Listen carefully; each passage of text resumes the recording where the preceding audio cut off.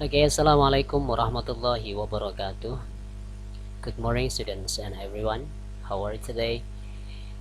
I hope all of you always in a great condition. Berjumpa lagi dengan saya di channel ini untuk belajar bersama tentang bahasa Inggris, dan kali ini saya ingin menjelaskan lagi tentang materi suggestion dan juga offering, karena jika berdasarkan hanya dari buku yang kita punya, di situ explanationnya yang kurang lengkap ya. Jadi kita perlu mengambil dari sumber-sumber yang lain agar lebih jelas untuk penjelasan dan pemahaman ya.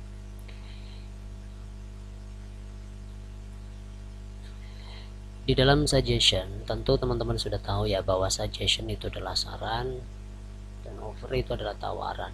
Nah, kemudian apa sih perbedaannya ya kan? Apa sih perbedaan antara suggestion dan juga offering? Di sini ada perbedaan yang perlu teman-teman ketahui, yakni kalau suggestion itu digunakan pada saat kita memberikan sebuah ide, pendapat atau nasihat untuk menjadi pertimbangan ya, untuk menjadi pertimbangan. Ini digarisbawahi bagi orang lain sebelum orang tersebut membuat sebuah keputusan. Oke. Kemudian sedangkan offer atau tawaran adalah tawaran yang diberikan kepada orang lain berupa bantuan atau hal yang lain seperti menawarkan makanan, minuman, yang dimana orang yang kita tawari tersebut mungkin untuk menerima atau menolak tawaran tersebut. Kemudian yang bagian pertama di sini ada asking for suggestion. Oke. Di sini ada beberapa ungkapan ya, ada banyak ungkapan yang kita bisa gunakan untuk meminta saran. Salah satu caranya adalah dengan menggunakan kata shall yang berarti akan atau sebaiknya. Nah, patternnya bisa seperti ini: shall, I, atau we plus verb one atau kata kerja bentuk pertama. Contoh di sini atau ekspresinya, shall we go home early? Apakah sebaiknya kita pulang lebih awal? Shall I apologize to her? Apakah sebaiknya aku minta maaf kepadanya? Shall I get a new job? Apakah sebaiknya aku mencari pekerjaan baru? What shall I say to my parents? Apa yang sebaiknya aku katakan pada orang tuaku? Where shall we go this holiday? Kemana sebaiknya kita pergi liburan kali ini? Jadi yang pertama adalah yang bisa kita gunakan untuk asking suggestion adalah shall dengan pola seperti ini.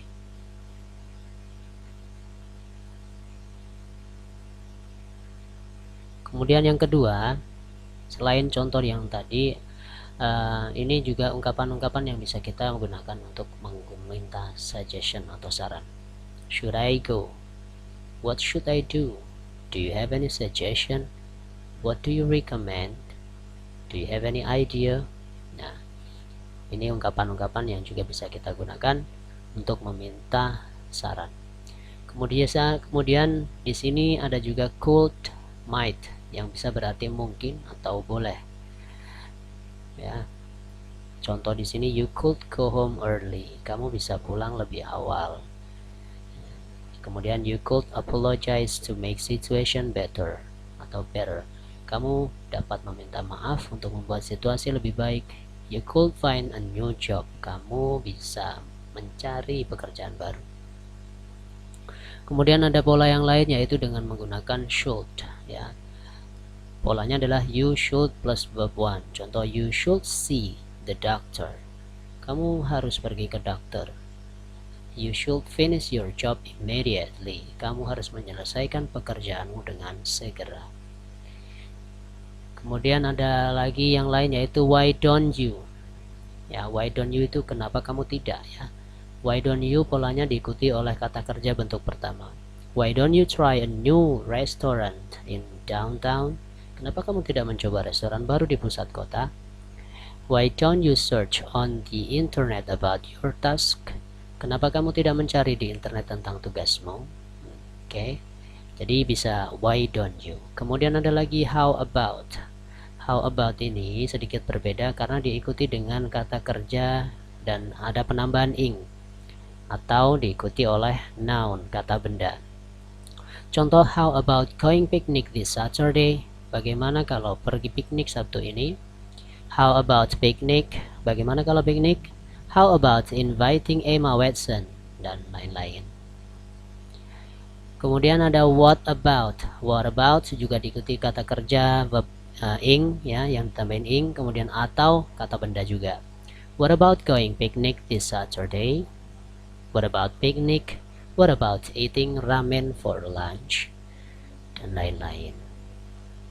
Kemudian yang terakhir kita juga bisa menggunakan if I were.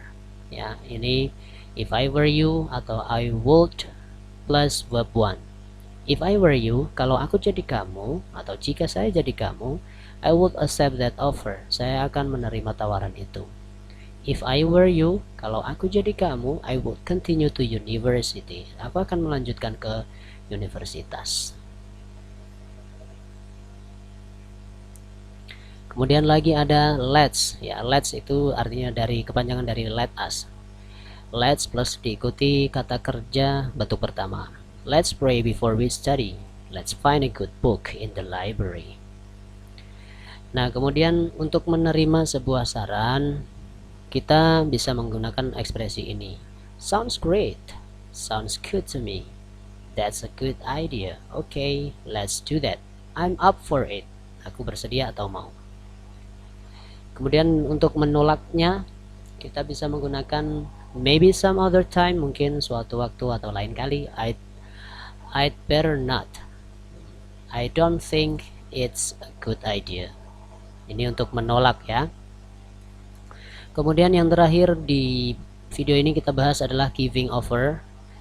Would you like plus noun atau to infinitive. Would you like a glass of orange juice? Nah, di sini kan would you like kemudian diikuti dengan noun kata benda ini glass of orange juice.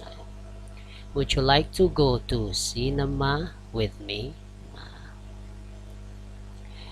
Kemudian untuk offer kita bisa menerima dan juga menolak. Kalau menerima kita bisa menggunakan ekspresi ini. Yes, I'd love to. Sure, thank you. Yes, please, thank you. That's very kind of you. Dan yang terakhir adalah declining an offer. Untuk menolak kita bisa menggunakan thank you for your kindness but I can't handle it. I'm sorry I can't. Thank you but I'm busy at this moment. Thank you but I'm not hungry or thirsty. Nah, itu penjelasan yang mungkin tidak ada di buku ya, sebagai pembelajaran tambahan dari Mister. Mudah-mudahan ada manfaat yang bisa kalian ambil dan bisa lebih menambah wawasan tentang suggestion dan juga offering.